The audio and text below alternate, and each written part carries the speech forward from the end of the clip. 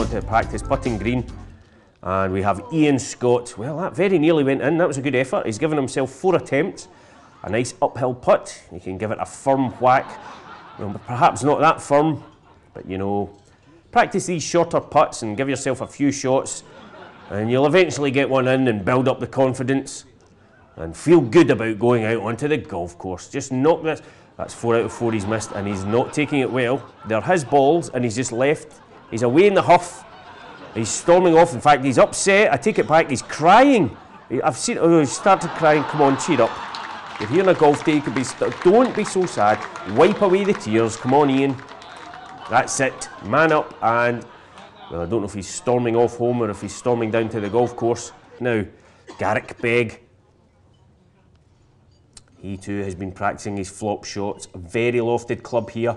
My mistake. It was the 3-iron, and he's driven it through the green. And another player who doesn't seem to be any closer to the hole after hitting a shot. Quite remarkable. Well, we can move out back to the 8th, and here's David Cordiner.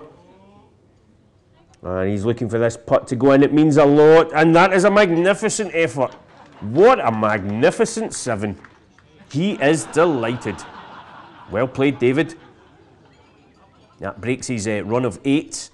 Means a lot to him. Now moving out. Back to the 1st. Craig Duncan, never a man to be rushed. Oh, it's the little ones you have to watch.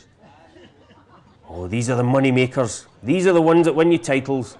Be firm, be positive. Don't hang around. Just get on with it. Playing partners are growing beards in the background. Not the most convincing of putt. Unlucky there, Craig. And well, we can move back. Here's to the 9th, and Brian Haddon. Now, this is action. This is excitement. Brian Haddon just off the green, and this ball, he's going to attack it. Yes, not quite making it up to the flag with that one. We can have another look at it. Brian Haddon.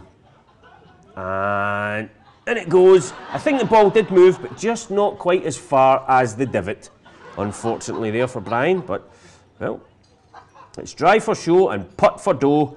And here's Donald McKenzie, actually complaining he was a little short of cash earlier. Perhaps this is why. He raced that first putt past, and it's pretty difficult to get it back from there. And you don't want this early on. This is the 2nd. You don't want a 3-putt. And Donald, well, he seems quite happy about it, but that's unfortunate. The last thing you want is a 3-putt. So he's made sure he didn't get a 3-putt by having a 4-putt. And you might be laughing in the audience, but actually, it's a 5-putt. And really, we have to leave. It could be a 6 or a 7-putt. Moving out. Oh dear. Callum Grant, I think he's stuck.